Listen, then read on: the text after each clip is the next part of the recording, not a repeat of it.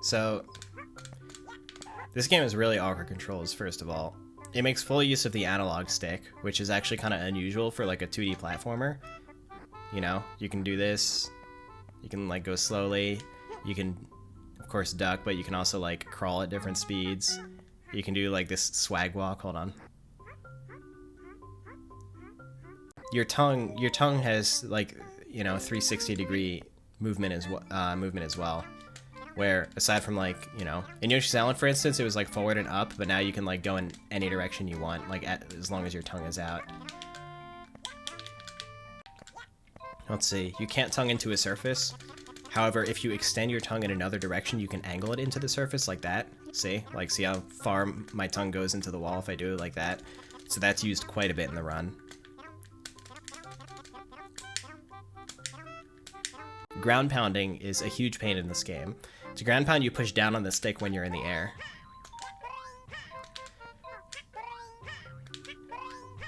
The problem with this is that makes it really, really difficult to lick downwards while you're in the air, because as soon as you hit down, even like maybe like halfway, and it doesn't have to be straight down. It's like if I push down right and I'm anywhere below the down right notch on the stick, then I get the ground pound.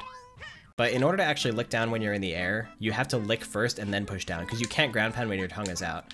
So whenever you see me lick down, like when I'm in the air, you always see me like lick out first and then angle it downwards like that, because otherwise you get a ground pound. It's really, really easy to accidentally ground pound in this game. It's a huge nuisance.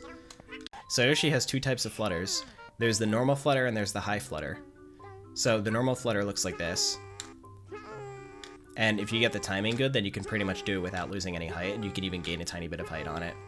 But it's like very difficult to get the hang of that. And then there's the high flutter, which is if you're holding up on the stick when the flutter begins, then you get a high flutter instead, which looks like this. So as you can see, Yoshi goes a lot higher. But the drawback is you have to wait a lot longer before you can flutter again. So you can't like see he like drops a lot more.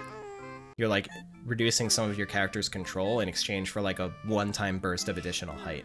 So the high flutter we use in certain circumstances, but since it just takes a long time to execute, you don't see it that often. But it gets kind of interesting. If you use your tongue in the air, then there's a long period of time where you can't flutter. Like this is where Yoshi can normally flutter,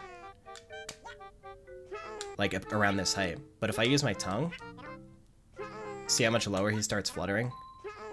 So you have to, so when you're airborne, there's like a trade-off decision that you have to make between using your tongue and fluttering, because you cannot do both in the same jump really, with some exceptions.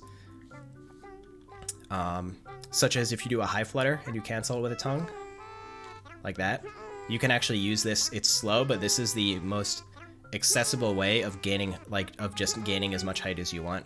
So if you're like stuck in a pit and you need to escape death, then you can do this to gain height. There are other ways of gaining height in your flutter, but this is just the most accessible way, because you don't have to let go of A at all. You just keep holding A and up on the stick, and then towards the peak of the flutter, you just like tap B. Say if you're like going full speed in one direction, you're in the air and you have to turn around, you can like see how long it takes to get your momentum in the other direction. That can be mitigated with flutters, because flutter has instant acceleration in either direction. So what you can do is if you like flutter for one frame and turn around and let go, see, you can like cancel and like reverse your momentum. That's used oftentimes if we're like, sometimes you like run off a ledge and you have to go the opposite direction, such as if there's like a zigzag platform. And so it typically looks like, there's like not a good setup here, but it typically looks like that, where you like run off the ledge and then you do the pivot and like just run in the other direction. So that's a useful technique too. So ground pounding normally has almost a full second of lag to the ground pound. The problem is the ground pounding is really important because there are a lot of hidden melons underground that you can uncover with the ground pound. The normal way to find them in this game is by holding R to sniff, which you really don't see in a speedrun, but sometimes Yoshi like finds, you know, he can like find something underground and then you ground pound there and it like reveals a hidden item, whether it's a melon or coins or a switch or whatever. We obviously know where all the important ones are already, and so we don't have to use the sniff mechanic. but you're ground pounding so much that waiting through that lag is so inconvenient. Thankfully, this game has a technique where if you ground pound when you're right next to the ground, like within a couple frames of touching the ground, then there's no lag. See? And that ground pound can uncover hidden items. The ground pound cannot do anything else, which is weird. Like, there are other instances where you have to use a ground pound that actually has power behind it, whether to like kill enemies or, I don't know, flip over the elephant or whatever. But, yeah, so this ground pound can't be used for those things, but it can be used to uncover hidden fruit. The timing is really strict on it, you know. Like, I've gotten pretty consistent at it, but you have to be within like a couple frames of the ground. However, there is a way of making that consistent, and that is if you have an egg. Here's a really interesting thing. So Yoshi, when you start charging an egg like this, Yoshi has two states. There's the startup. There's the startup where he's like pulling it out, and then there's the state where you can like move the cursor around. And understanding those two states helps a lot for speedrunning. Here's the interesting thing. The startup state does not have landing detection, and what that means is if you're in the egg startup, like pulling out the egg, the game is not checking to see if Yoshi has landed on the ground from the air. So that means that if you're landing on the ground while you're pulling out the egg, then you have like a few extra frames while he's pulling it out that the game still thinks he's in the air until you enter the hold state, and that's when it decides he's on the ground. And it's really easy to visualize that because when he hits the ground, he does a little bouncy like squish animation, and you can see that. See, like, you see how it's like delayed? It does it like a few frames after I actually touch the ground, because that's the point where he enters the hold state, and the game now understands that he's collided with the ground. We can take advantage of that, because in order to get the lag cancel on the ground pound, the only requirement is you have to be really close to the ground when you ground pound. You can cancel egg startup with a ground pound, and so what you can do is use that egg startup to just give you an extra buffer of like a guaranteed few frames where Yoshi will not be considered touching the ground, and then you can cancel that into a dustless ground pound, and this is like 100% consistent. One more interesting anecdote about ground pounding is there's one other way to cancel the lag of the ground pound, and that is if you're against a wall, you can cancel the ground pound lag into a push. Watch. See? So what you can do is you can like cancel into push and then jump away, for instance. This is very situational, of course, because you have to be up against a wall, but you even see me do it at the end of 1-2.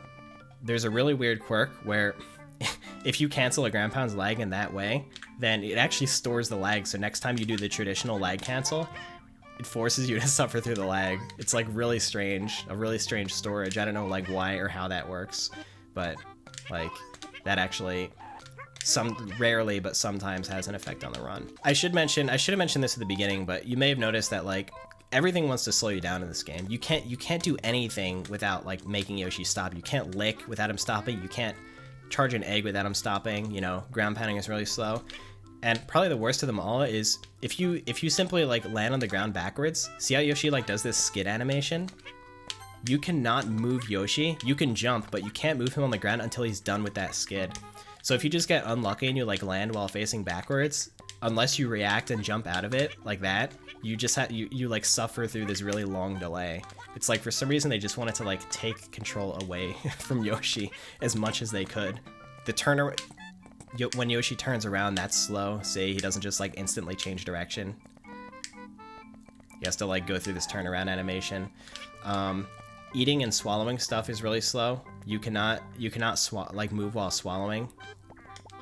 See, like you have to suffer this swallow animation before you can start running forward again. And so to combat that, we like typically eat everything in the air.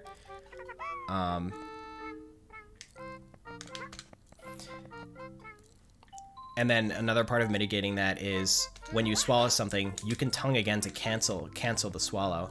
So say I'm coming down on a fruit, like normal, like let's try this banana for instance. If I'm coming down from this ledge and I eat the banana, See how I get stuck on the ground when I swallow? Well, we can mitigate that by canceling the swallow with another very quick tongue before hitting the ground. And remember, if your tongue is out, you can't move either. So it has to be like a really quick tongue to make sure your tongue is gone before you touch the ground. I didn't mean to ground pound there. There we go. And that's how you can like eat stuff without suffering from all that lag. So you have to like keep that in mind when speedrunning. Like you pretty much always double tapping when you eat something. Throwing eggs, you know, throwing eggs slows you down like normally no matter what. If you're running and you hit egg, Yoshi has to stop moving like for a second before he starts running again. But if you cleverly time a jump kind of right before he throws the egg, like while he's still in the pull state, then you can mitigate that slowdown. So I'm doing that a lot too. Now I saved one of the juiciest ones for the end here, but this is really interesting. When Yoshi changes states in the air, like in a jump, whether it's licking or throwing an egg or whatever, there is one frame during the state change where gravity is not calculated for Yoshi, believe it or not.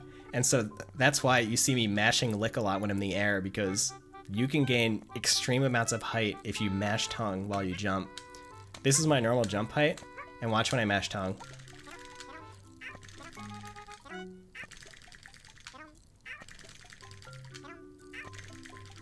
I can like clear the entire tree and then some. It's crazy. It's nuts. And so a lot of stuff that like they expect you to flutter for, like this ledge for instance, you could just like whoop and get up there. But this is like a very difficult technique because it's not just mashing, you have to mash B while holding the A button. And so that like most people, if you hold a controller normally, then you basically just have to like, you hold A with one side of your thumb and then you sort of do that to like mash B. So it takes some time to learn that. Some people, not many, but some people claw the controller, so they hold it like this. So they have a different finger for each button, so they can like push A with their middle finger and then like mash B with their index finger like that. That's like more consistent for some people. So yeah, that just depends on preference. Yeah, so I use that all the time, like pretty much everywhere. A little bit less important, but like is still applicable in certain spots, is that gravity rule applies when charging and throwing eggs as well. For instance, if you want to gain height on your flutter, if you're good enough with the controls, if you charge and cancel egg throws like this, you can gain more height on your flutter than normal.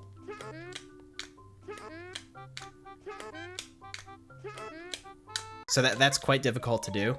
And, you know, especially if you're getting out of a sticky situation, I almost never do that because it's just really risky if you drop an input. It's like much safer to do it this way. Like I described before with the tongue and the high flutter. The high flutter takes longer, so it's longer to gain height this way. But you can throw in some egg charges in there to just gain more height if you want. Yeah, so that's just, you know, one of the most interesting things about this game, that you can do that.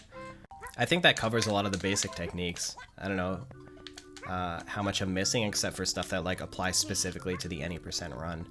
But yeah, that's kind of what Yoshi's movement looks like in this game. It's like basically absolutely everything in the game wants to slow him down, and it's up to you to like, you know, use these different tricks and techniques to like mitigate the slowdown as much as you can.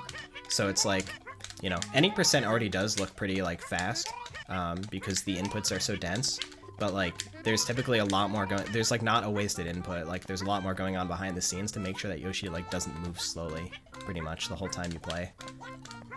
So hopefully that gives you a pretty good idea of what it's like to speedrun this game.